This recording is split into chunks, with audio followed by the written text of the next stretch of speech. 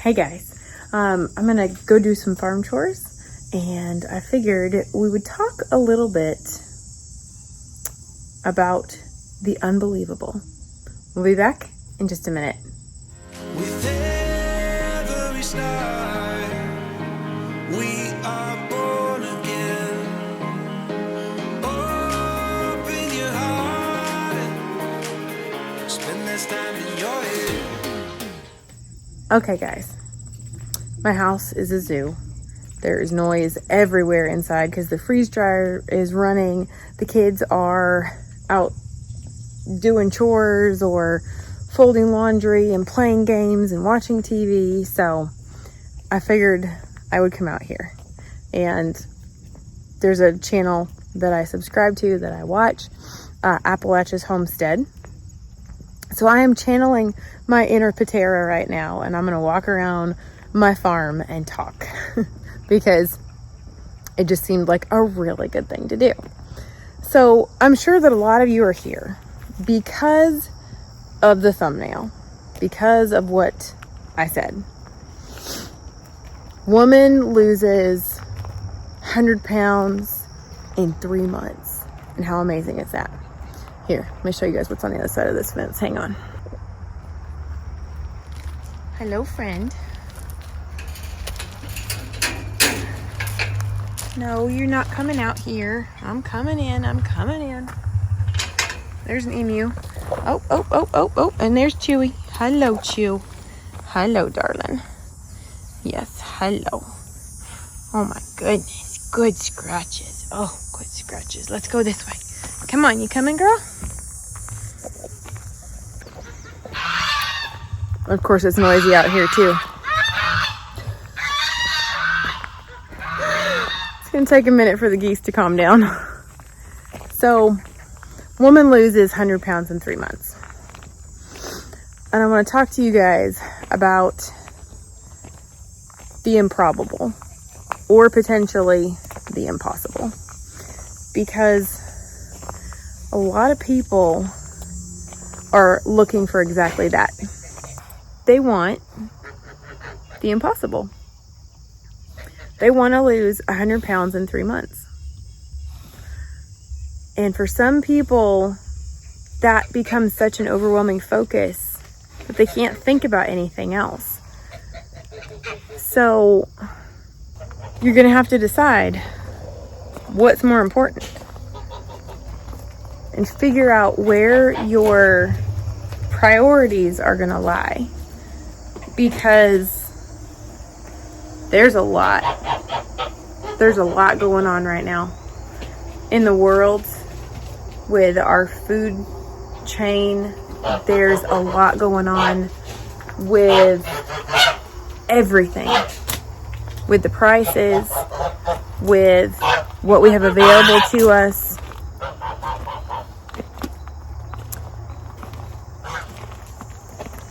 And I really want you guys to be focusing on what's most important to you. Is it to lose 100 pounds in 3 months? Because that is not realistic. And it's not even safe. I don't think anybody should lose 100 pounds in 3 months. What we're looking for is something that's sustainable, whether it's in our weight loss, or if it's in our diet, or if it's in our healing, or if it is just in our everyday to-day life. We need to find something sustainable. And right now, things are a little bit shaky and things are a little bit crazy. And we need to look at what's realistic. I would love to say that everybody should go on, this diet with these macros, and that these perfect macros are going to yield perfect results. But they don't. I know a lot of people, it just in my VIP group over in the Mighty Network alone, if we all ate the exact same thing, some of us would get better, some of us would stay the same, and some of us would get worse. No questions asked. That's because we're all so different. And we're in different places in our journey and different life experiences. And for some people, they're ready to go to the extreme. They're ready to do whatever they have to get better. And then there's other people who want to live a little bit, who want to enjoy the time that they have left with whatever it is that we have left. Things are changing. Things are always changing, whether for the better or maybe for the worse. Each person has to determine that for themselves. And we have to live our lives accordingly. Right now, meat's getting really expensive. Gas is expensive. Everything is expensive. So it's really hard for me to tell people, just go out, eat a bunch of meat, you'll get better. For some people, it's really, truly not even an option anymore. So stopping, taking a step back and looking at your situation, what's realistic, what's possible, what's important, and what is sustainable needs to become your priority.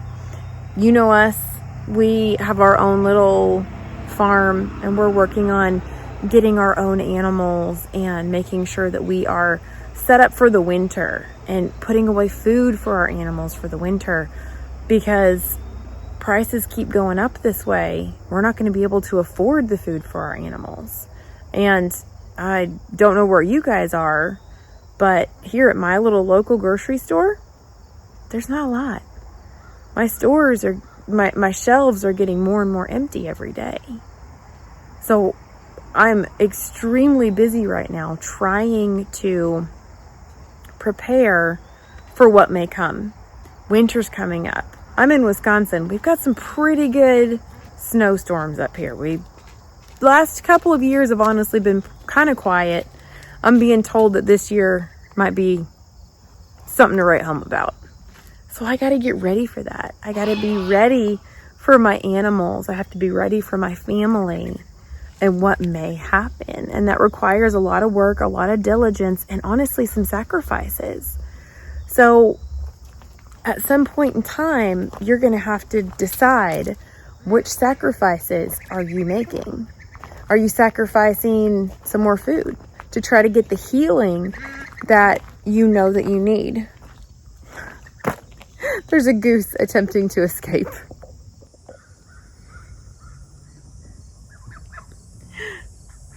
Hello, little duck. Hello, little duck. Yeah, you guys pulled down your little shade that was blocking that hole. You stinkers. But you got to decide, are you going to sacrifice some more, give up some more food to try to find the healing that you're going for, or the weight loss that you're going for? Or maybe you're going to go ahead and you're going to keep that food and refocus what you're truly going for. The other thing I wanted to talk to you guys about was your why. You got to find a why that makes you cry. And for some people, it's like, how do I do that? I don't even know how to do that. And a why of, I want to fit into my clothes, and I want to feel better about myself, and I want to lose this many pounds before my cousin's wedding. Those are all really surface level reasons. Oh, I better walk this way. The geese are coming. Those are all surface level reasons.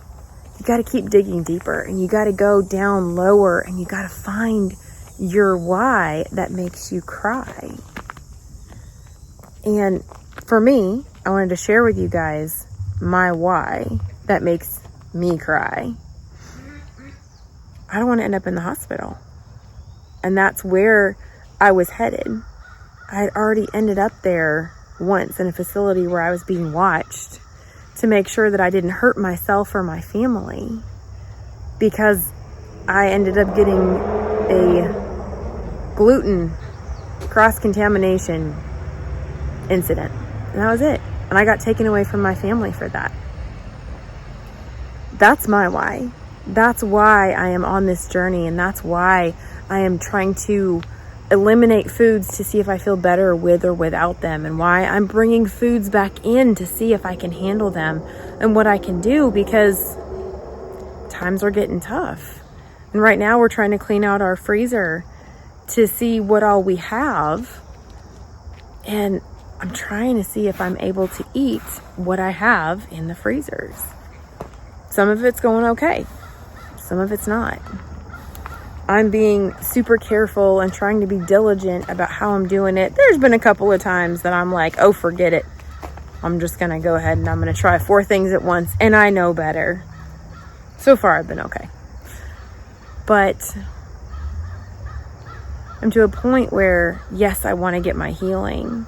And yes, I want to stay in ketosis because my pain levels are drastically reduced. But I also have to find a way to be able to survive every single day that's sustainable with what I have right now. Because I don't know. I don't know how long it's going to last, but I'm going to be able to keep going to the store and buying supplemental eggs when my chickens are stingy, or come to find out that they're laying in a bush somewhere and I don't even know where it is. But there's a nest of half-developed eggs somewhere because one of my dogs found it. Fun times.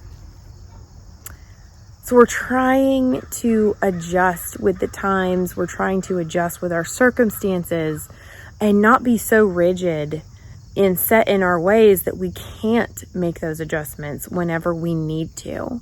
Because in reality, we have to. We have to be fluid and we have to be flexible and we have to be ready for what may come. There's a lot that's going on right now that I really don't know what's going to happen. This could be a horribly terrible winter, a very long, cold, and dark winter. I'm trying to get ready for it because I have the opportunity now. So I'm making some sacrifices now so that hopefully in the near future I will be provided for. So I'm trying to keep my focus on what's truly important and what really needs to happen. And sometimes it requires us to change our opinions a little bit, to adjust to our circumstances. Don't let anybody tell you what you can and can't do. You get to make that choice for yourself. Don't let anybody dictate to you the right way or the wrong way to do something. Just because it worked for them doesn't mean it works for you.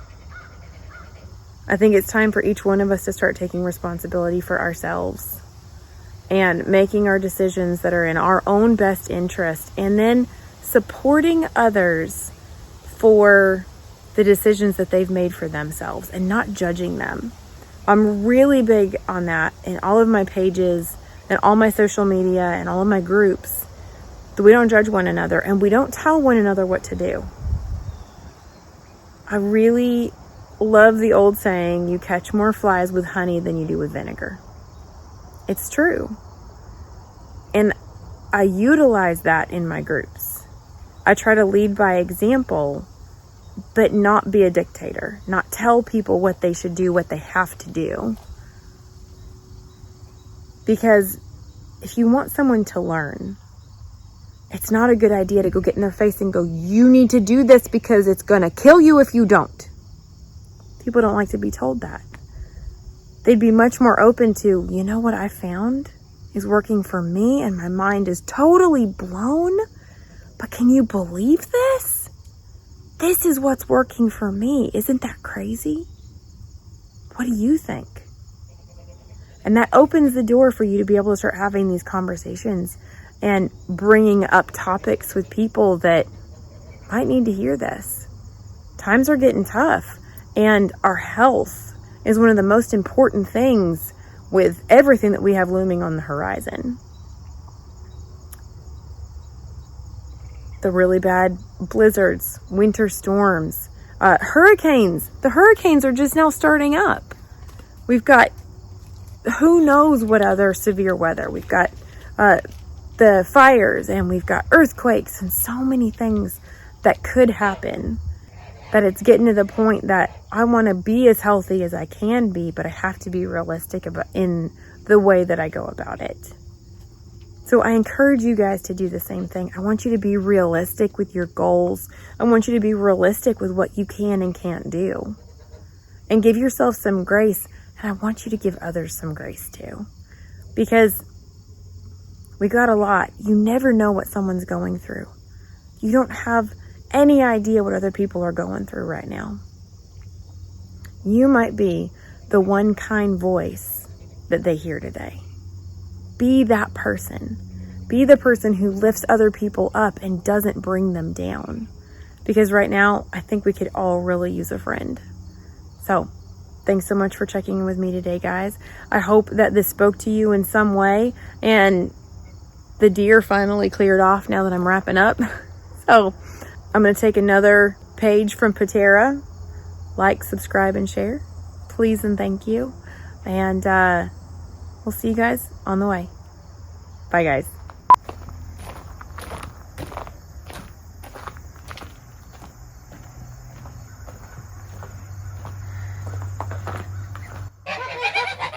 Hello.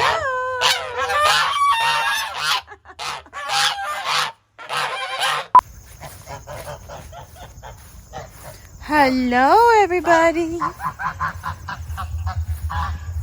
Run, invader!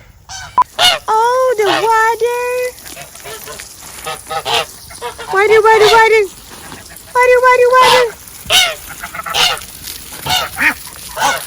Someone put your water right next to your food. That is not helpful.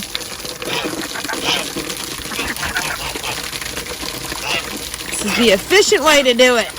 It's a good thing ducks like wet food, huh? Oh, so excited! Go on. Get out of the way, goofball. Honk, honk.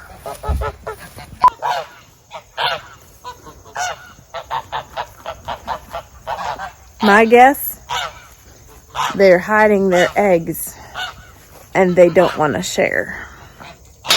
That's what I think is going on here. Hello, Casper. There's the little fawn that we were rehabbing. Oh, hush. Yeah, hello. They want to be able to lose. Are you helping me, darling? Are you helping me? Yeah. Hello, sweetheart. Oh, thank you for the kisses. Yes. I have 2 deer here helping me. They're not helping at all. I'm going to have to walk away from here. I am. I'm going to have to go sit on the tractor so that I can record. That's what's going to have to happen. Yes. Hello, pretty girl. Yes, hello. Hello, pretty girl.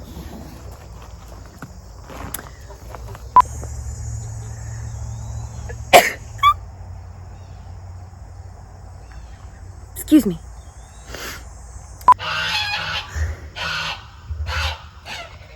These geese, though.